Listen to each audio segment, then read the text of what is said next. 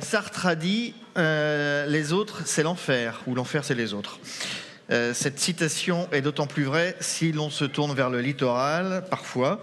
Les résidents, les touristes, les plaisanciers, tout le monde y va de ses propres intérêts, mettant la filière sous pression pour ne pas dire plus. On ne compte plus les recours, les procédures d'exploitation, les plaintes. Alors quelle réponse, quel garde-fou? Faut-il des scots maritimes, des scots du littoral, pour sécuriser la filière? On en parle avec donc Philippe Orveillon.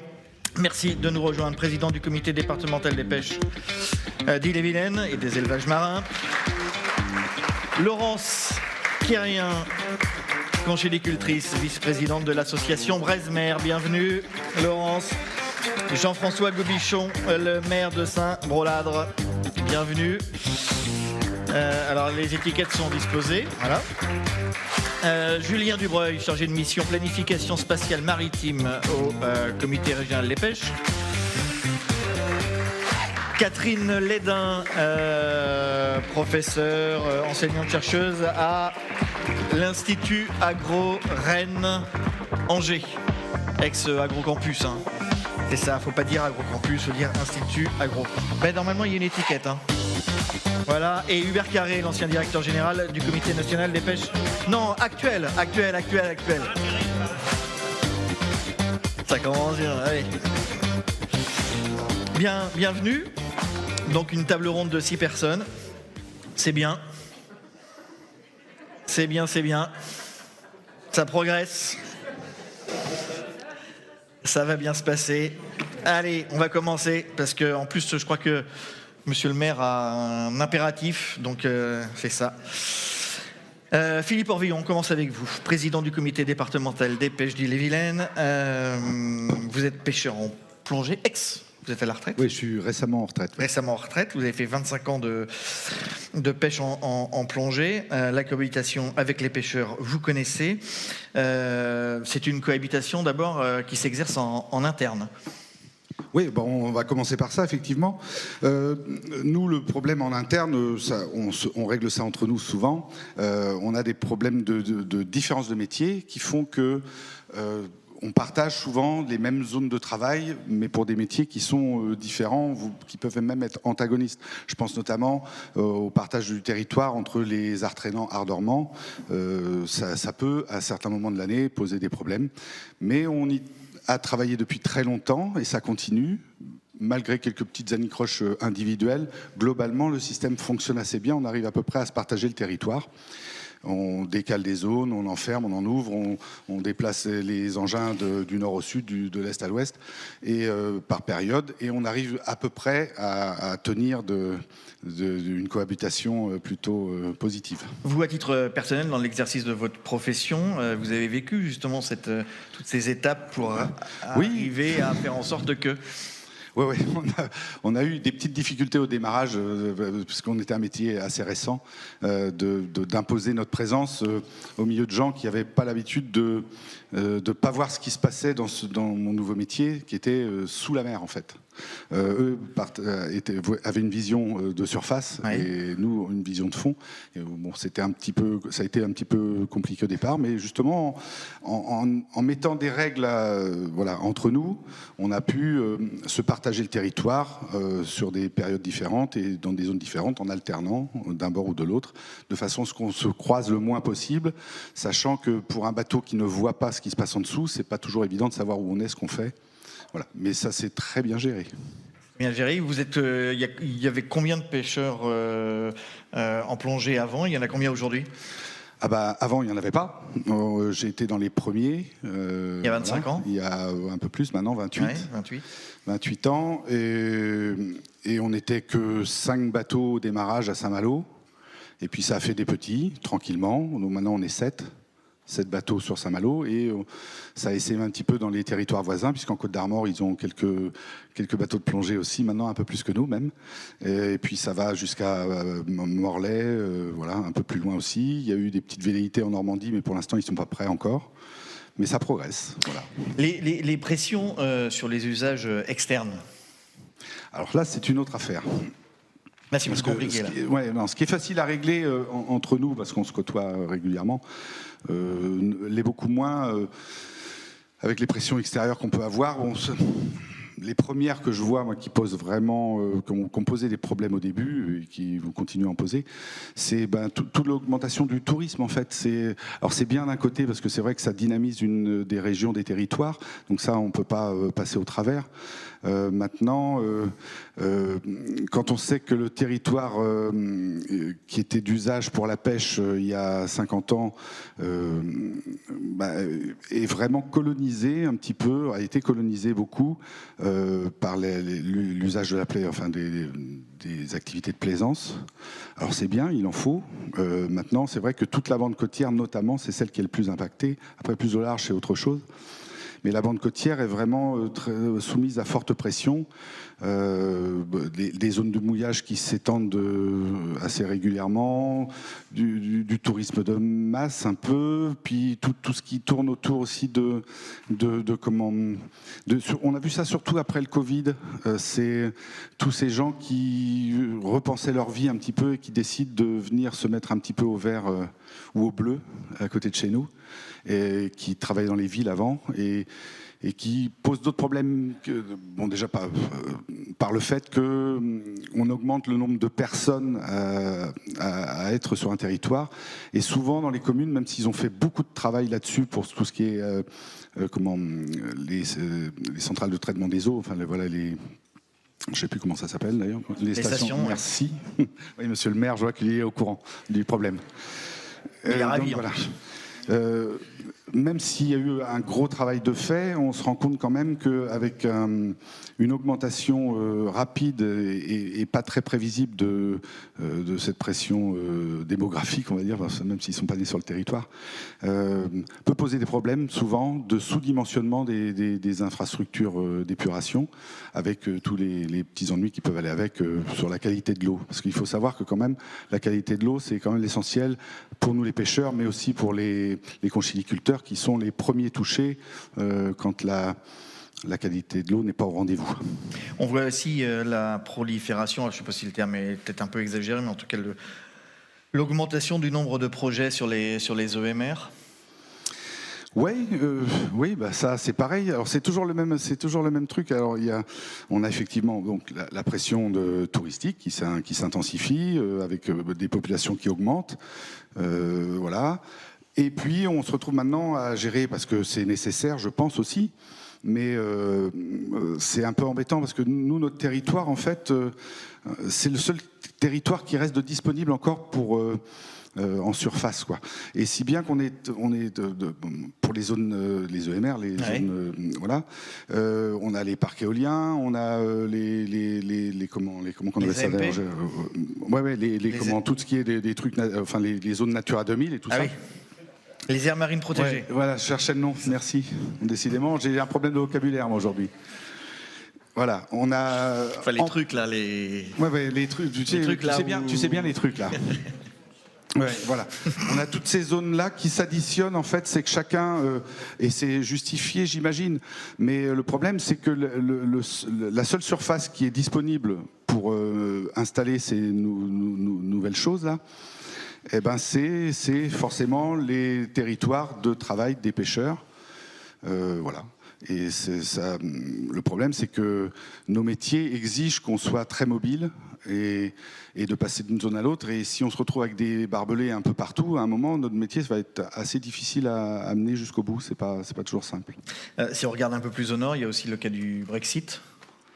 Oui, ça, c'était la cerise sur le gâteau. C'était la cerise sur le gâteau. Merci, mes amis des Anglais. Entre autres. Oui, là, alors notamment nous sur Saint-Malo, on a en plus globalement, on sait que pour la pêche française, le Brexit est vraiment problématique. On va perdre des zones d'exploitation et puis des quotas. Enfin, il y a tout un tas de choses. Et nous, on a une particularité sur Saint-Malo, c'est qu'on est proche des îles anglo-normandes, et qui était régie avant par le fameux traité de la baie de Granville, qui permettait une cohabitation, j'estime, intelligente entre Guernesey, Jersey et les Normands et les Bretons. On avait géré ça un petit peu entre nous quelque part. C'était pas parfait, mais ça avait le mérite d'exister et de fonctionner. Là, maintenant, on est reparti à tout recalculer, tout retravailler, et c'est absolument pas simple. Et c'est encore une pression supplémentaire sur les espaces vitaux des pêcheurs pour pouvoir exercer leur métier dans des conditions acceptables. Donc on y travaille. Merci de cette introduction, Philippe Orveillon. On va poursuivre justement avec Julien Dubreuil. Julien, bonjour. Chargé de mission planification spatiale maritime au comité régional des pêches. Alors, première question. La pêche, l'aquaculture, vous partagez un espace sur le littoral avec un nombre d'acteurs, c'est ce que disait Philippe, de plus en plus important. Comment précisément ça se ressent sur vos activités ? Ce qu'il faut comprendre, c'est que pour développer des activités de production halieutique, il faut des espèces et des espaces. Les espèces et leur gestion, on en a parlé ce matin, Olivier l'a évoqué, Pierre Karleskine également, les objectifs de la politique commune des pêches, la gestion par les quotas. On met de côté, on a vu que le bilan était plutôt pas trop négatif et que c'était pas forcément la première question ou la première inquiétude à avoir pour du développement. Par contre, les espaces, contrairement à il y a 20 ans, c'est une problématique qui est beaucoup plus compliquée. Donc, des espèces et des espaces, les espaces sont de plus en plus contraints. En fait, on est passé à une problématique des espèces à une problématique des espaces. On peut résumer ça comme ça pour trouver la phrase choc. Et là, c'est la carte choc, du coup. Donc, merci Damien pour la carte, mais volontairement un peu illisible parce que très chargé, et ça montre un petit peu sur une seule cartographie toutes les contraintes spatiales qui peuvent s'imposer aux activités de production halieutique. On voit pas très bien le littoral, la carte est à une trop grande échelle, mais si on fait un petit peu le panorama entre le bord à quai et le large, on se rend compte qu'on a des espaces côtiers, portuaires qui sont sous tension. Philippe l'a évoqué, une pression touristique importante qui se superpose à des zones d'activité, que ce soit de pêche ou de conchyliculture. On a la profession conchylicole, j'ai regardé un petit peu les chiffres, sur les 20 dernières années, a perdu 20% des surfaces concédées. Donc il y a une pression sur l'espace, sur les activités conchylicoles. Il y a des problèmes liés au foncier, corollaires du développement touristique notamment pour la transmission d'entreprises ou pour le développement d'entreprises existantes. Juste une question sur la conchyliculture. 20% d'espace sur le foncier en moins, c'est 20% de chiffre d'affaires en moins ou...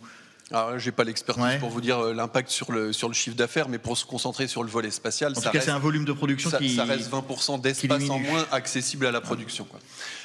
Si on s'écarte un petit peu plus des zones littorales, on se rend compte qu'on a sur les bandes très côtières le tourisme aussi en mer, la plaisance, la pêche de plaisance, avec des moyens qui sont beaucoup plus développés qu'avant et qui vont aussi se superposer à des zones de travail historiques des pêcheurs.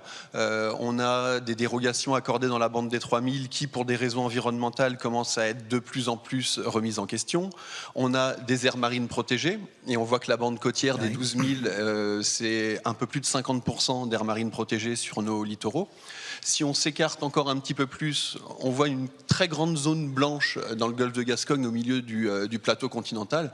On pourrait se dire il n'y a rien, mais c'est aussi le lieu du futur développement des énergies marines renouvelables. Et on s'écarte encore un peu plus au large et on arrive sur de très grandes zones en verre et en hachuré de protection des dauphins et des oiseaux marins, pour terminer sur les accords avec les petits carrés bleus et violets qui sont les écosystèmes marins vulnérables, qui est un peu le point d'actualité, mais encore une pression spatiale et une réduction d'espace. Donc que ce soit pour la pêche ou pour la conchyliculture, l'espace est vraiment l'enjeu de développement de demain. Bon, on voit le contexte, j'allais dire dans ce contexte ou face à ce constat, comment est-ce que vous faites pour organiser justement cette gestion? Ça doit être un casse-tête réglementaire. Le mot est là, s'organiser. On travaille pour des entreprises. Les entreprises, elles ont besoin de visibilité. Que ce soit les entreprises de pêche, de conchyliculture ou les autres usages qu'il y a en mer, tout le monde a besoin de visibilité et tout le monde le demande. Pour avoir de la visibilité, il faut planifier.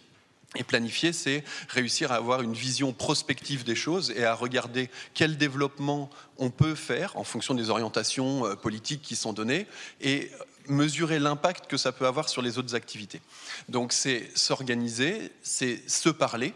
Et ça, c'est vraiment fondamental, c'est réussir à construire ensemble les modèles de développement qu'on veut pour demain et trouver la bonne échelle pour le faire. Et toutes les échelles ne sont pas forcément les bonnes en fonction des différents types d'activités. Donc c'est réussir à avoir un format de gouvernance qui convient, à avoir un format de discussion qui convient et à avoir un format de planification qui convient aux spécificités des activités. On voit bien que l'emprise, les navires bretons, pour donner un chiffre, opèrent sur une surface maritime qui fait à peu près 1,5 fois la France métropolitaine. Donc on ne peut pas planifier ces activités-là à l'échelle d'un volet maritime de Scott. Par contre, à l'échelle d'un volet maritime de Scott, on peut faire énormément de choses très pertinentes pour des activités type conchyliculture. Alors, on parlera de Scott dans un instant. Comment est-ce que vous percevez l'avenir ? Alors, on sait que il y a des ambitions présidentielles concernant le développement des EMR, notamment. Comment est-ce que vous voyez les choses ?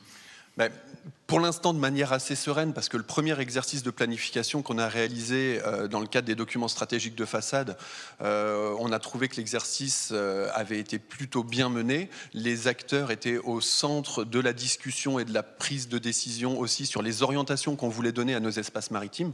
Donc le bilan est plutôt satisfaisant. Ça a été une reconnaissance de nos activités. C'est ce qu'on a besoin dans la planification, faire reconnaître nos activités dans leurs particularités au sein de documents d'orientation stratégique. Donc pour ça, l'exercice a été plutôt bien rempli. Le format de gouvernance aussi important.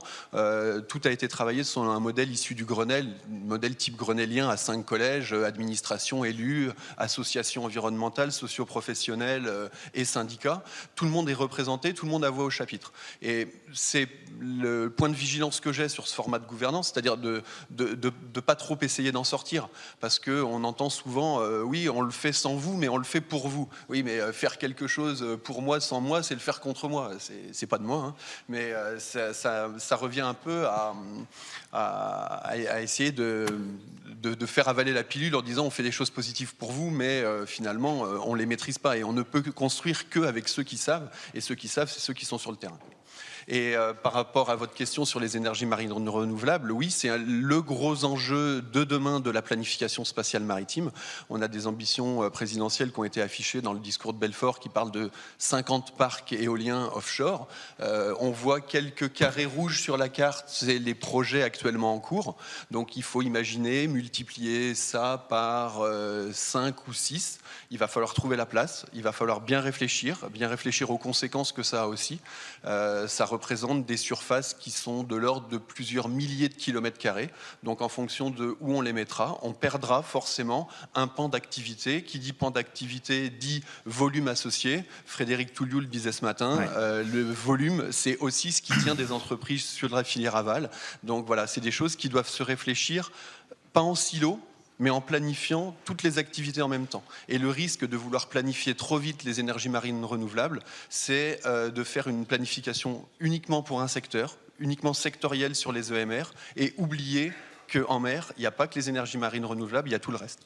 Est-ce que vous diriez, pour conclure, que de toute façon, quelles que soient les discussions qu'il y aura, il y aura des discussions pour organiser effectivement ces différents espaces au service des différentes professions. Est-ce que vous diriez que de toute façon, quoi qu'il arrive, l'avenir sera à la concession ? Il faudra faire des concessions. Mais de toute façon, moi personnellement, je pense qu'on est obligé de faire des concessions à partir du moment où sur un espace restreint, on est de plus en plus nombreux. Donc il y a un moment, il y aura forcément la concession. Mais ce qui serait le plus dramatique, c'est que ce soit des concessions qui soient faites sans regarder l'impact de la décision. Par exemple, on veut développer des énergies marines renouvelables en Bretagne. Si on met 1500 km² d'EMR dans le sud de la pointe de Pinmar, on hypothèque la pêcherie langoustinière du Sud Finistère, Concarneau, le Guilvinec. On le met encore un tout petit peu plus au sud, on hypothèque la pêche langoustinière morbihanaise. Si on le met de manière un peu disséminée, on hypothèque la pêche langoustinière d'un peu partout, mais pas au même niveau. Mais ça, il faut le prévoir et il faut arriver à un moment à se poser la question, qu'est-ce qu'on veut hypothéquer ? Est-ce qu'on va laisser entrer en flotte des bateaux dédiés à la pêche des langoustines dans le Finistère Sud et en même temps planifier des EMR pour aller mettre 1500 km² dans le Sud Finistère ? Ce ne serait pas cohérent. Donc je ne porte pas de jugement de valeur sur l'opportunité de le faire ou de ne pas le faire. Je dis juste que si la décision doit être prise de le faire, il faut la réfléchir en conséquence, quoi. Est-ce que les exemples de parcs existants, en France il y en a un, En activité, en activité il y en a un, est-ce que la façon dont ça s'est déroulé, est-ce que ça vous incite à être optimiste ou à mettre des warnings de... Alors moi, je ne peux pas m'exprimer au nom des collègues des Pays de Loire, parce que le premier parc en activité, c'est dans les Pays de Loire. Je pense qu'il y a eu plein de façons de faire les choses avec les conséquences associées. Et il y a des parcs qui ont été plus ou moins bien travaillés, d'autres pas du tout. On a un peu tous les types d'exemples. En tout cas, ce qui est sûr, c'est que sans dialogue et surtout sans les pêcheurs, le développement des énergies marines dans l'avenir, il est relativement compliqué.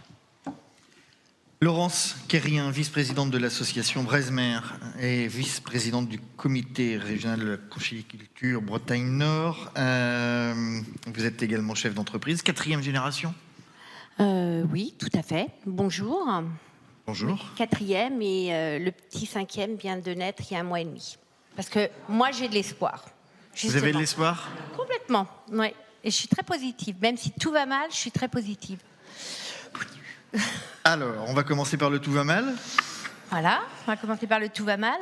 Quand on parle de partager des espaces, pour vous, tout va mal ou pas ? Alors, le partage des espaces, avant que vous me posiez plein de questions à laquelle je ne saurais répondre, moi, je vais vous parler un petit peu de la conchyliculture. La conchyliculture, ça fait des années que nous travaillons de la mer, comme dans la baie du Mont-Saint-Michel, où nous sommes installés depuis des décennies. Malheureusement, depuis quelques années, et on va parler un petit peu environnement, nous sommes attaqués sur tous les plans. Il faut savoir que quand on parle d'espace, il faut partager. Il faut partager. Moi, j'adore les dauphins, j'adore les phoques et tout. C'est pas un problème.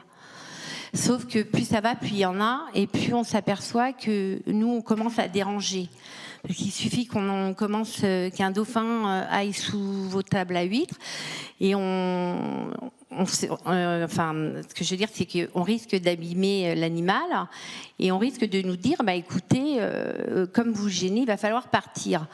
Donc, mais ça, vous dites ça, mais c'est du vécu ou... Ça, c'est du vécu, c'est parce qu'on l'a entendu de certaines personnes.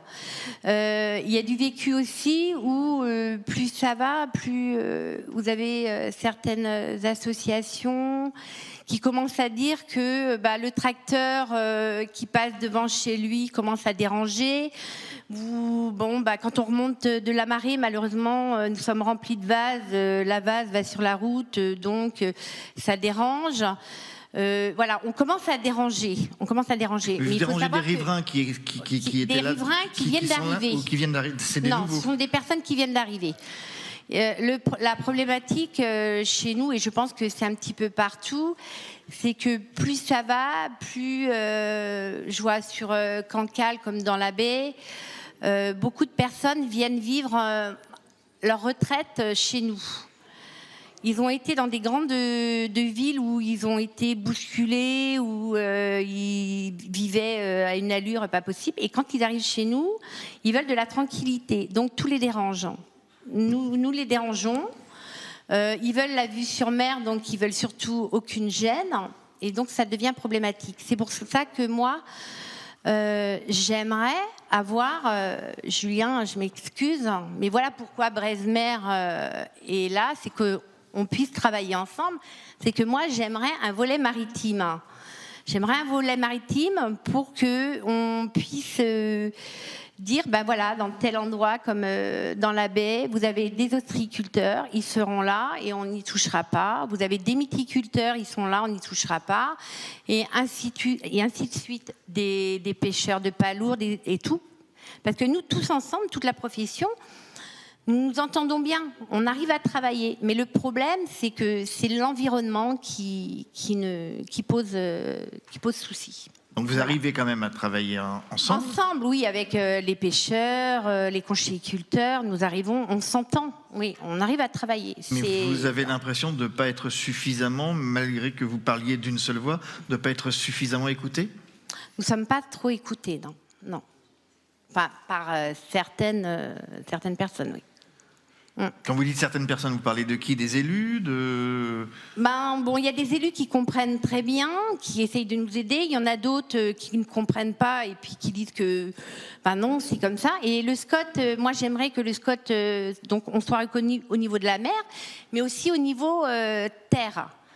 Il y a un exemple c'est sur Paimpol, où il y a depuis plus de 10 ans, au niveau terre, les conchiculteurs essayent d'avoir une zone ostricole et ils n'y arrivent pas parce qu'ils ne sont pas reconnus au niveau du SCOT. Donc ils se battent. Quand vous dites qu'ils ne sont pas reconnus au niveau du SCOT, je vais interroger dans un instant monsieur le maire, mais ça veut dire quoi? La profession n'est pas reconnue. Pour le SCOT, on va donner des parcelles pour certains, mais on ne va pas le donner pour l'exploitation. Le professionnel. Tout à fait.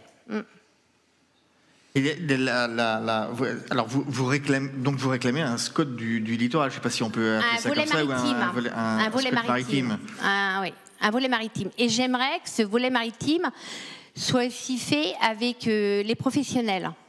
Que le problème, là aussi, il y a beaucoup de choses, beaucoup de lois qui se font, beaucoup de choses qui s'installent, sans les professionnels. Et malheureusement, certaines personnes en haut ne voient pas ce que nous faisons. Alors que si on pouvait mettre dans chaque instance un professionnel, je pense que la cohabitation serait beaucoup mieux. Vous discutez avec d'autres régions sur ces problématiques? Toute la Bretagne Nord. Oui. D'accord. Et jamais... Non, je suis allée faire... excusez-moi, j'ai beaucoup d'humour. Je suis allée faire un... Ça, c'est à nous d'en juger. Hein. Non, mais j'en ai quand même. Je suis allée faire un petit séjour, d'ailleurs, avec certaines personnes, d'ailleurs avec Catherine, il y a quelques mois. Nous sommes allés à l'étang de Thau, justement, pour c'est un peu pour ça que je vous pose la question, parce que c'est un bel exemple. Comment vous savez, d'ailleurs, que j'y suis allée, je ne vous en ai pas parlé. Mais parce que j'ai discuté avec madame. Avec Catherine. Donc, nous sommes allés. Et justement, il faut se dire qu'à l'étang de Thau, ils étaient en train de dire que c'était les meilleurs. Bon, ça, on les a laissés dire. Mais ils nous ont comme... ce qui était bien, c'est que si vous voulez, à l'étang de Thau, on s'est aperçu que dans un endroit, ils avaient mis les conchiculteurs, dans un autre endroit, ils avaient mis le port de plaisance, dans un autre endroit... Enfin, tout le monde, on ne va pas dire parquet, si vous voulez, mais tout le monde avait une reconnaissance du travail. Ils étaient là. Et ils arrivaient à cohabiter et à travailler. Et ça se passait super bien. Et moi, j'aimerais que chez nous, ça se passe pareil. Et qu'est-ce que vous en avez retiré justement de cette expérience dans le Sud? Qu'on était les meilleurs en Bretagne, bien sûr. Ça, il n'y a pas façon. Mais non, moi, j'en ai retiré qu'au niveau un volet maritime, c'est ce qui manque en Bretagne. Et un peu dans d'autres endroits aussi. Et une reconnaissance du métier. Voilà. Alors, reconnaissance du métier, volet maritime. Jean-François Gobichon, vous avez le bon rôle puisque vous êtes l'élu. Donc, vous allez pouvoir répondre aux différentes remarques qui ont été faites depuis le début de cette table ronde. Vous êtes donc le maire de Saint-Braud-Ladre. Vous êtes le vice-président de la communauté de communes de Dol de Bretagne et de la baie du Mont-Saint-Michel. Donc j'imagine que les questions soulevées par Laurence Carrier un instant, ce sont des questions auxquelles vous êtes confrontés quotidiennement. Bonjour à toutes et à tous. Oui, quotidiennement. Et on est encore sous le feu d'actualité, puisque la communauté de communes de Dol de Bretagne et Pays de la baie du Mont-Saint-Michel est autorité portuaire sur le port du Vivier Chervais. Et avec les moules de petite taille, oui. On est en plein dans les conflits d'usage. Donc, pour répondre à la question du SCOT maritime ou SCOT volet maritime, alors d'abord un SCOT maritime, j'y crois pas, mais le SCOT avec un volet maritime, oui, j'y crois. Ça n'existe pas de toute façon, le SCOT maritime. SCOT maritime, ça n'existe pas. Alors, d'abord, qu'est-ce que c'est qu'un SCOT ? Oui, déjà. C'est vrai parce qu'on parle de SCOT comme si tout le monde... Schéma de cohérence d'orientation territoriale. Ah oui, là on fait faire fuir tout le monde là. Voilà, mais on rentre en plein dans la démocratie de notre pays parce que tout ça, ce sont des successions de lois les unes sur les autres. Et puis on arrive à ce genre de schéma. Alors le SCOT doit être compatible avec le SRADET, qui est... Ah oui, bien sûr. Oui, mais Je me posais la question ce matin d'ailleurs. Qui est le schéma régional d'aménagement, développement durable et équilibre territorial. Et moi, ce que j'aime bien dans le SRADET, c'est équilibre territorial. Ça veut dire qu'il faut faire de l'équilibre entre l'environnement et l'économique. Et s'il n'y a pas d'équilibre, il y en a un qui tire l'autre, et forcément, ça ne marche plus. Parce que qu'est-ce que c'est qu'un territoire ? Un territoire qui prospère, c'est un territoire où il y a une création de richesse sur le territoire pour financer ce territoire. Donc s'il n'y a pas d'économie sur un territoire, on ne peut pas le financer. Et faire une progression d'un pays sans économie, ça veut dire qu'il faut choisir entre la sécurité, entre la formation, entre la santé, entre le social, entre plein de choses. Ça veut dire que quand j'entends des gens qu'il faut faire de l'environnement, oui, mais si on détruit l'économie, on commence par où ? En réduisant la voile. Et là, il n'y a plus personne qui répond. Donc sur un territoire, il faut à la fois faire de l'environnement et de l'économique. Et donc le SCOT du pays de Saint-Malo, page 50, volet 2, sur 660 pages, qui a été écrit en 2017, il te traite que 2 pages sur la pêche et l'aquaculture. Donc, et là, il y a beaucoup de choses à faire. Le plan stratégique, faut aller sur le prochain SCOT. Et comme la région Bretagne a refait son SRADET en 2020, il a été acté en 2021, le SCOT du pays de Saint-Malo doit le refaire conforme au SRADET, donc ça va nous coûter la petite bagatelle de 400 000 € d'études. 400 000 €. Bah oui, parce que faut interroger. Alors, quand on refait un SCOT, on interroge quoi ? L'économique, l'environnement, les mobilités, l'eau, l'énergie, l'habitat, le tourisme. On réinterroge tout ça. Le monde. Oui. Et ce qui fait que quand on sort un SCOT, après, c'est les communes qui font leur PLU compatible avec le SCOT. Par exemple, sur ma commune, si je veux faire une zone d'activité économique, je ne peux pas, je ne suis pas compatible avec le SCOT. Donc ça veut dire que le SCOT est un document très adapté à la maille d'un territoire pour préserver certaines activités ou pour en supprimer d'autres, si ce n'est pas dans le SCOT. Mais attention, le SCOT, on va être de plus en plus nombreux sur notre territoire. C'est en Bretagne que ça se passe bien, globalement, c'est dans le Grand Ouest. Donc, quand j'entendais Laurence que les retraités y viennent, bah oui, mais il y en a encore de plus en plus. Mais c'est une évidence. Non, mais c'est une évidence. Donc, et en plus, ces gens, ils ont travaillé, ils connaissent la peloche, ils connaissent les mécanismes, et ils ont le temps d'aller dans les SCOT pour dire, bah non, nous, on veut pas de tracteur à passer devant chez nous. Et donc, j'invite les professionnels, à travers les travaux du plan stratégique, à influencer dans les SCOT pour protéger, sanctuariser la profession. Et vous dites que vous ne croyez pas au SCOT maritime ? Non, le SCOT maritime, c'est... Alors déjà, le SCOT, il faut que ce soit acté au niveau de la loi. Un SCOT maritime, ça va être très compliqué. Déjà, le SCOT terrestre, ça a mis beaucoup de temps à émerger. Alors un SCOT maritime, avant qu'on y arrive... Et si d'autant plus on y arrivait, je pense qu'il y aurait beaucoup d'acteurs autour de la table et je ne sais pas si la gouvernance serait si pertinente que ça, quoi. Mais pourquoi ce qui peut marcher, ce qui fonctionne et ce qui existe sur Terre n'existerait pas sur l'espace marin ? Ça existe à travers le plan que M. Dubreuil a présenté tout à l'heure. C'est quelque part un SCOT maritime que vous avez. Parce que vous avez mis tous les acteurs autour de la table.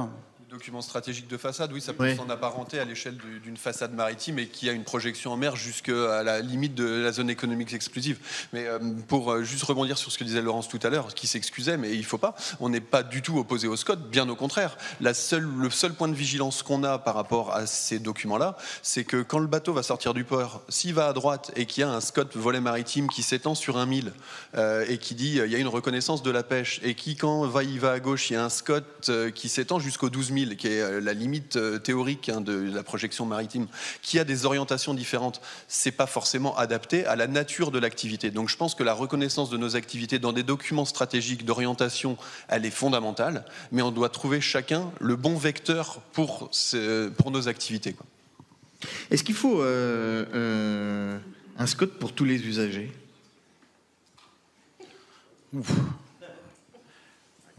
Déjà, si vous êtes protégé, enfin bien identifié dans la profession au niveau du SCOT, donc, que je connais plutôt bien, Pays de Saint-Malo, Oui. avec une reconnaissance pour dire ça, faut protéger parce que derrière il y a de l'enjeu. Il y a de l'enjeu d'emploi, il y a de l'enjeu d'emploi direct, indirect, il y a de l'enjeu de souveraineté alimentaire. Je crois que le SCOT du Pays de Saint-Malo recensé sur l'économie de la mer, c'est 9300 emplois directs. 1 million de passagers, 1 million de tonnes au port de commerce de Saint-Malo, de l'emploi nautisme, enfin, du tourisme. Et ça, quelque part, c'est la création de richesse sur un territoire. Mais il faut accentuer au niveau halieutique. Parce que quelque part, la profession elle structure aussi les paysages. Et fait de la création de richesse sur un territoire.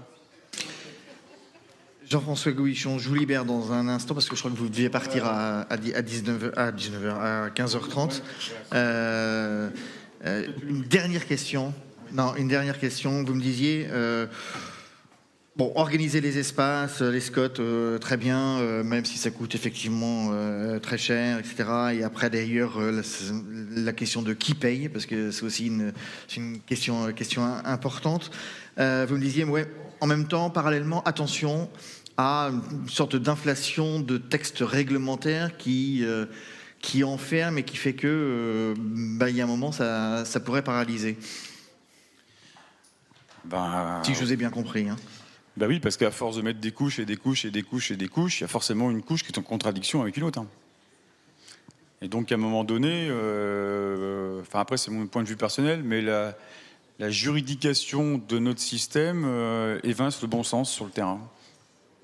Et pour reprendre l'exemple des moules de petite taille, il y a une décision de justice, il y a un mouvement écologique qui a porté plainte, une décision de justice, et la décision de justice appliquée génère plus de troubles environnementaux qu'auparavant.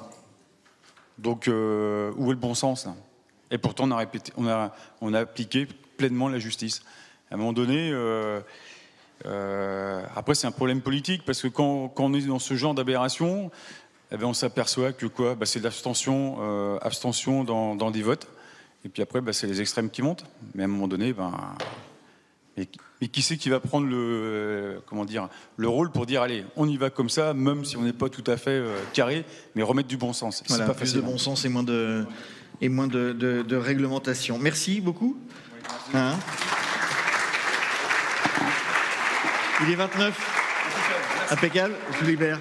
Catherine Lédin, on poursuit avec vous. Donc vous êtes ingénieur en charge de l'enseignement et de la recherche à l'Institut Agro Rennes-Angers, ex-Agrocampus. Qu'il ne faut pas Bonjour à tous. Bonjour. Alors, c'est quoi les travaux sur lesquels vous travaillez à l'Institut ? Alors, on travaille au sein du pôle halieutique de l'Institut Agro sur un projet qu'on a intitulé Terre-Mer, qui est un projet en fait qui s'est saisi de l'identification en fait des problèmes des professionnels de la mer, qu'ils soient conchyliculteurs et de la pêche, et de voir en fait comment ces problèmes sont pris en compte ou pas dans les politiques locales. Donc ça reboucle un peu avec tout ce qu'on a entendu jusqu'à présent. On sait en fait que ces professionnels rencontrent des problèmes de qualité de l'eau, ce que mon voisin a dit tout à l'heure, qu'il y a des problèmes de planification spatiale, qu'il y a des problèmes liés aux enjeux environnementaux. Donc on a essayé en fait, à partir d'études de cas, de cerner quels sont ces problèmes, cerner comment ils sont pris en charge plus ou moins par les politiques publiques locales, et on a essayé d'identifier ce qui n'était pas pris en charge. Voilà, en gros, on a travaillé sur 2 territoires. Alors les territoires des GALPA dont on a parlé ce matin, là, les groupes d'action locale pêche aquaculture, celui du CRBM, le Côte d'Emeraude, Rance, baie du Mont-Saint-Michel, et celui, Feu, Pays de Saint-Brieuc, donc aujourd'hui baie de Saint-Brieuc. Quoi. Et alors les travaux que vous avez menés, les conclusions que...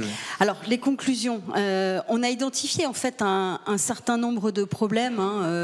La qualité de l'eau, c'est vraiment ce qui ressort de tout ce qu'on a fait comme travail. Alors, ce que j'ai pas dit, c'est que comment on a travaillé, on a utilisé tous les documents en fait de qui traitent de ces enjeux-là, hein, que ce soit les documents liés à la gestion de l'eau par les sages. On a regardé les SCOT sur la planification spatiale. On a regardé tout ce qui est programme Natura 2000.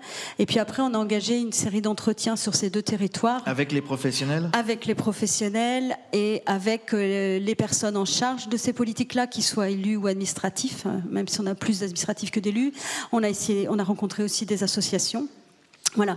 Alors, ce qu'on peut observer, c'est que, bon an, mal an, beaucoup de problèmes identifiés, en fait, sont repérés en fait par les politiques locales et sont prises en charge. Voilà. Par exemple, alors si je prends un exemple par rapport à des enjeux de qualité de l'eau, il y a dans le cadre des sages des profils de vulnérabilité de l'eau qui sont des plans d'action. Hein, on repère les risques et on engage des actions pour avoir une bonne qualité bactériologique. Sur tout ce qui est environnement par rapport à la pêche. Dans le cadre des programmes Natura 2000, on fait les analyses risque-pêche, etc. Donc, il y a pas mal de choses qui sont engagées. Par contre, ce qu'on perçoit, c'est que des enjeux qui sont peut-être un peu plus globaux, alors par exemple tout ce qui est lié au changement climatique, augmentation de température, acidification, etc., ça on le sait, mais en fait... on n'a pas de traduction locale parce que c'est encore, ça fait consensus maintenant, mais de là à ce qu'il y ait une opérationnalisation, c'est pareil, c'est quelque chose qu'on a entendu ce matin. On voit que c'est difficile. Qu'est-ce qu'on voit aussi, c'est que en fait, malgré la prise de conscience, malgré les actions engagées, eh bien, on a quand même toujours des problèmes. Donc, ça pose la question. On a toujours les problèmes de qualité de l'eau demeurent, quoi. Alors, on a eu des épisodes de neurovirus, par exemple. Donc, ça demeure. Donc, on se dit, mais qu'est-ce qu'il faudrait faire, en fait ? C'est un peu les questions qu'on se pose. Alors. Je ne vais pas lister tout ce qu'on a pu repérer, mais c'est là où on a trouvé intéressant d'aller faire un détour par Thau pour essayer de comprendre. Alors c'est toujours l'exemple qui est cité, voilà, c'est l'expérience vraiment qui est mise en avant. Donc on est parti là-bas et on a essayé de comprendre, mais voilà, qu'est-ce qu'ils font, qu'est-ce qui se passe là-bas. Alors déjà, ce qu'on peut observer sur Thau, c'est que c'est une expérience qui est déjà ancienne et qui perdure, hein, qui naît en fait dans les années 80. Thau, alors pour ceux qui se situent, qui ne situent pas, pardon, c'est à côté de Sète. On n'est pas très loin de Montpellier. Il y a une pression foncière, il y a une pression touristique littorale pour faire des marinas, etc. Extrêmement importante en plus. Voilà, c'est très très fort. Et en fait, jusque dans les années 80, si l'ostréiculture part, mais alors malgré un secteur d'emploi assez important, je crois 5-6 000 emplois quand même dans le secteur, donc c'est pas rien du tout. Mais bon, il pèse pas grand-chose par rapport aux touristes, au tourisme. Et donc ils étaient quand même mis en danger. Et puis arrive la loi littorale 86. Avec sa proposition de schéma de mise en valeur de la mer, hein, donc ce qui est l'ancêtre du volet littoral du SCOT. Et puis arrive un malheur, quelque part, c'est la salmonelle, juste avant Noël, avec une interdiction de commercialiser les huîtres en 89. Et s'ensuit des faillites, hein, c'est une grave crise. Et en fait, à ce malheur, en fait, l'État a proposé en fait de se saisir de la loi littorale et de la possibilité de faire un schéma de mise en valeur de la mer pour quelque part améliorer la qualité de l'eau, pour sanctuariser les activités conchylicoles et de pêche. Et s'en est suivi en fait la mise en place d'un CMVM, un programme d'action sur le littoral. Et en fait, à chaque fois qu'il y a eu une opportunité de poursuivre, eh bien, ils se sont engagés. Quand il y a eu la possibilité avec la loi de développement des territoires ruraux de faire un volet littoral, ils y sont allés. Ils ont mis en place un SAGE, etc. Et ils ont toujours fait ça de concert. Le SCOT et le SAGE ont toujours été pensés en même temps. Ils portent aussi le Natura 2000. ils réunissent en fait un ensemble d'acteurs. Les professionnels de la mer se désignent eux-mêmes comme des sentinelles de la mer. Ils peuvent alerter en fait sur la qualité par rapport à leurs observations. Ils ont réussi à associer la société civile. Ils ont réussi aussi à convaincre en fait des élus locaux de les suivre. Donc il y a une conjonction de circonstances en fait qui ont permis en fait d'en arriver là. Et aujourd'hui, j'allais dire, ça tient. Alors aujourd'hui, c'est ça qui est. Alors, ce qu'on a pu voir, c'est que ça tient. C'est une seule structure qui est assez souple. Hein, c'est un syndicat intercommunal, donc c'est assez souple, avec des experts qui y travaillent, mais aussi un portage politique. Mais alors, quand je dis politique, c'est à la fois des élus, mais aussi politique des professionnels, quoi, hein, oui. qui sont dedans et qui sont associés parce qu'ils ne sont pas dans le syndicat, mais qui sont vraiment présents. Et donc, ça tient. Par contre. Évidemment, à chaque mandat, faut être prudent quand même. Hein, on n'est pas dans le monde des bisounours. Ce que je n'ai pas dit, c'est que l'État a joué un rôle aussi d'arbitre, d'impulsion. Et quand on a été là-bas, ce qu'on a pu rencontrer, on voit bien que l'État quand même est moins présent que dans les années 80 sur les territoires. Hein, bon, ça c'est la logique de la décentralisation, etc. Et il y a des craintes en fait que ce côté d'arbitre de l'État ne soit pas repris par les collectivités territoriales. Une dernière question concernant la planification. Vous me disiez.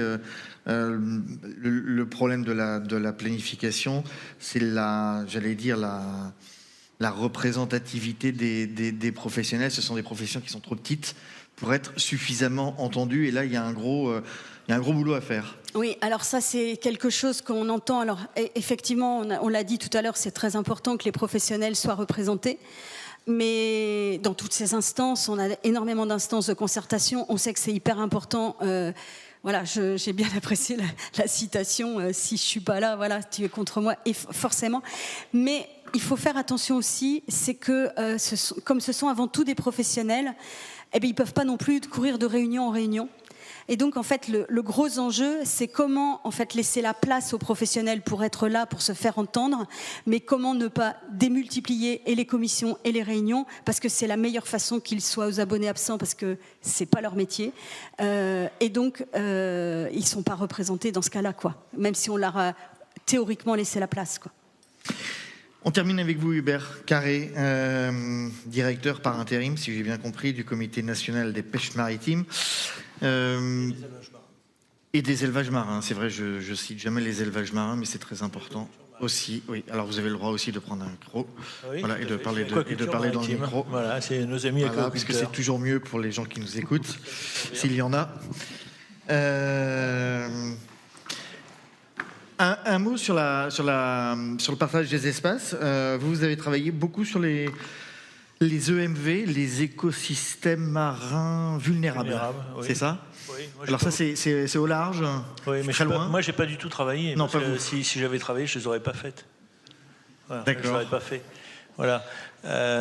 Ça, c'est le dernier épisode. Voilà. Mais il y en aura d'autres, malheureusement. Mais ce qu'il faut revenir, c'est un petit peu en arrière, c'est quand la création de la politique commune de la pêche, où à l'époque les États membres qui participaient à la belle aventure qui était l'Europe bleue, c'était de dire on va se partager la ressource. Tout à l'heure, on a dit on va se partager les usages, les zones d'usage, et les pêcheurs l'ont toujours fait depuis la nuit des temps. Le meilleur exemple, c'est quand même la création des prud'hommes au XVe siècle en Méditerranée, où, bien entendu, chacun ayant des usages, et dans la mesure aussi il y a une saisonnalité, il fallait qu'il y ait des règles de cohabitation, et les pêcheurs ont été les premiers à les mettre en place. Et puis après, bien entendu, il a fallu un certain temps pour qu'il y ait le Comité national des pêches maritimes, puisque c'est une création qui date des années 1945. Il y a eu quelques essais avant, mais voilà. Et donc, cette politique commune de la pêche, ça a été le partage de la ressource entre les États membres. Et tout s'est à peu près bien passé. C'est là où on a vu les TAC, les quotas, etc. Et tout. Et puis, progressivement, de la partage de la ressource, on est arrivé à mesure des renouvellements de la PCP, c'est-à-dire tous les 10 ans, on est arrivé à une protection de la ressource. Et la protection à la ressource est devenue une protection de la biodiversité. Et dans la protection de la biodiversité, on a la colonne d'eau et les fonds. Et les grands fonds. Puisque en 2016, on a eu cette problématique, effectivement, de dire les pêcheurs, avec des engins de pêche, massacrent la biodiversité, massacrent les coraux, etc. Et, tout. Et les EMV, là, c'est le dernier épisode, puisque c'est un acte qui est issu, justement, de cette mise en place des espèces, des protections de grands fonds de 2016. Voilà. Alors, qu'est-ce que c'est les EMV? Parce que, alors je vais prendre plutôt une métaphore agricole, si vous me permettez, parce qu'autrement ça va être trop compliqué à expliquer de manière maritime. On dit à un agriculteur, vous avez un champ d'1 hectare. Vous avez le droit de cultiver, vous avez le droit de moissonner. Sauf que dans votre carré d'1 hectare, on fait des zones d'1 mètre carré que vous devrez absolument éviter. Et pour être sûr que vous allez bien les éviter, on va vous faire une zone de protection autour de 10 mètres carrés. Et puis, ces zones-là sont en interaction, donc on met des jonctions entre les zones. Et après, on vous dit, vous avez toujours le droit de moissonner. Mais c'est impossible. Mais c'est impossible. Et pour la pêche, là, la carte est significative. Je ne sais pas si on peut la remettre, mais sur les accords... Si, je pense qu'on peut la remettre. Ça veut dire qu'effectivement, on a des flottilles qui ont, depuis la nuit des temps, je dirais, pêché sur ces accords, sur, vous voyez, cette diagonale-là, qui fait que ça va être extrêmement compliqué pour eux. La superficie totale, avec les zones EMV, plus les zones de protection, etc., c'est 2 fois la superficie de la Corse. Ça veut dire que là, vous avez par exemple toute la flottille chalutière, notamment qui pratique la pêche sur les accords, la lotte, etc. et tout, le merlu, qui vont être effectivement impactés. Et là, on a une perte potentielle de 50% du chiffre d'affaires de certaines activités. Alors, quand on replace ça sur la problématique du gazole actuellement, je ne vous fais pas de dessin, ça devient assez dramatique. Alors, qu'est-ce que vous faites pour... Eh bien, le problème, nous, donc en plus, alors, si vous voulez, la commission... Alors, la politique commune de la pêche, quand même, ça a été un très bel outil. C'est toujours un très bel outil. Ça a permis de protéger les stocks. Ça a permis énormément de choses. Ça a permis qu'il y ait encore une pêche française et une pêche européenne, pour éviter une concurrence exacerbée de certaines flottilles contre d'autres. Et on voit bien la problématique actuellement qu'on a l'utilisation de la Seine danoise sur la Manche, et on voit très bien. Alors s'il y avait une autre carte qu'on pourrait montrer, c'est vous avez cette carte-là, et puis vous avez cette carte qui est entre Boulogne, Dunkerque et le Royaume-Uni. Vous voyez très bien que les eaux sont de plus en plus restreintes. Et là aussi, ce qu'il faut replacer, parce que là, elle est assez parlante, parce qu'on a un zonage environnemental, mais là-dessus, il faut rajouter les passages de câbles sous-marins, Internet, téléphone, les zones de protection, de transport, les zones, donc les j'arrive pas à retrouver le mot non plus, les rails. Les rails, voilà, pardon, merci. Les rails, plus tout ce qui s'est passé pendant la Première et la Deuxième Guerre mondiale, qui font qu'il y a des zones d'interdiction de pêche, plus toutes les zones qui sont, d'accès aux grands ports nationaux, qui montrent bien qu'en plus du développement de la plaisance tel que ça a été indiqué, on a un millefeuille géographique, spatio-temporel et géographique, qui fait que de plus en plus, les pêcheurs sont de plus en plus contraints. Voilà. Et l'autre contrainte, c'est effectivement, comme vous l'avez souligné, cette volonté de développer les EMR. Et alors le comité national, avec les comités régionaux et départementaux, ont dit on n'est pas contre, on a été associés très, très tôt, on a dit on n'est pas contre le développement des EMR, mais que ça se fasse sous certaines conditions, que ça se fasse pas, en concertation en concertation. Alors ça c'est au départ, et d'ailleurs c'est les pêcheurs qui ont été à l'initiative, parce qu'on est monté très haut, on a tapé très fort du poing sur la table, sur l'exercice de planification, parce qu'autrement on aurait eu un mitage de la mer. Chacun aurait dit eh ben voilà, moi je veux faire mon parc là, moi je fais mon parc là, etc. Et tout. Et il y a eu un exercice de planification, ça on doit remercier quand même l'État français de nous avoir écoutés. C'est vrai que sur certaines zones ça se passe pas forcément bien, Saint-Brieuc, mais le pire c'est Étretat, enfin le Tréport, pardon. Ça c'est très mal passé puisque effectivement il n'y a pas eu de concertation. On a dit voilà, le parc se fera comme ça, voilà. Donc là on est effectivement dans une double problématique, un effet ciseau actuellement où la pêche n'est pas contre la protection de la biodiversité, parce qu'il faut bien dire que comme les ostréiculteurs et mythiculteurs, et puis elle a tout intérêt à protéger également on a intérêt, bien sûr, on vit de la protection, on vit de la mer, on vit de la qualité. Et là, ce qui fait un petit peu enrager, c'est qu'on multiplie les usages avec des nuisances quand même, avec des contraintes, avec une baisse de la qualité des eaux. Et en finale, et je vois bien sur le problème de la civelle actuellement, puisqu'on dit les anguilles, c'est en train de disparaître, etc. Et tout. Et là, il y a l'unanimité pour dire il faut arrêter la pêche. Et c'est ce qui nous fait un petit peu peur sur tous les autres sujets. C'est ça le dessin qu'il y a derrière, selon vous ? La planification des bonnes consciences font qu'on dit il faut arrêter l'ostréiculture parce que ça fait du bruit à 4 heures du matin quand il va, ça salit les routes, ça sent mauvais, et les pêcheurs aussi font tout et n'importe quoi. Et là, il y a, à mon avis, et je sais qu'il y a des élus, il faut absolument qu'effectivement, il y a un juste équilibre. Voilà. Et il ne faut pas oublier que les pêcheurs, les ostréiculteurs, les aquaculteurs sont quand même les protégés de la mer. Mais finalement, Hubert Carré, quand on vous écoute, alors évidemment, il y a peut-être ce que vous me disiez, la volonté de certains d'arrêter toute activité de pêche, certainement chez certains élus et certaines organisations. Mais avant cela, si on descend d'un cran, quand on regarde ce que vous nous avez présenté sur les EMV et autres partages d'espace présentés par Julien, finalement derrière c'est quand même une question de notre souveraineté alimentaire en matière de ressources qui se pose. C'est-à-dire qu'à force de diminuer les espaces d'exploitation et d'activité, mais tout à fait. C'est effectivement un des enjeux qu'on oublie un petit peu. Parce qu'il y a eu l'agribashing aussi. On a dit qu'il fallait arrêter l'agriculture en France. Regardez le résultat. Voilà, et il faut arrêter la conchiculture. Moi, je pense qu'il faut arrêter toute forme d'activité en France et faire un grand Disneyland. Mais alors, dans ces cas-là, c'est un choix économique qui fait qu'on privilégie... C'est plutôt un choix culturel. Oui, si vous me permettez. On privilégie le tourisme.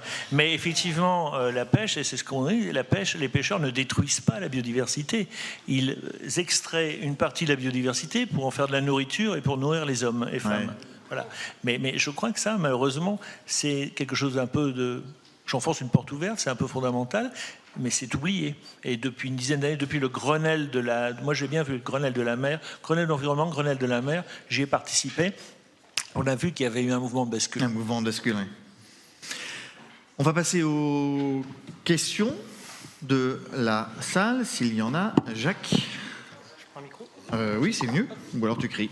Merci. Alors, deux, trois questions, s'il y a le temps. Alors, juste une petite anecdote quand même pour plusieurs des intervenants de la table, en 30 secondes. Oui. Il y avait, au début des années 2000, un arrêté qui interdisait la pêche en plongée dans les temps de taux. Mais comme en Méditerranée, il y avait un autre arrêté qui précisait qu'en cas de pêche en plongée dans les temps de taux, il fallait porter une combinaison orange. Voilà. D'accord. Petit clin d'œil. Alors... voilà. Ouais. Première question, comment régler les conflits d'usage voilà. Première question. Alors, elle est un petit peu technique. Est-ce que la carte de priorisation des activités qui est inscrite dans le document stratégique de façade, qu'on appelle la carte d'évocation, est-ce qu'elle est obsolète ? Je crois que c'est pour la personne qui est derrière moi. Alors, est-ce qu'elle est obsolète ? Non, parce que c'est un document qui est actuellement en vigueur, qui va rentrer en révision, parce que c'est un document qui est révisé tous les 6 ans, donc toujours actuellement en vigueur. Et donc, merci d'avoir précisé que c'est la carte de priorisation des objectifs, la priorisation des activités et des usages.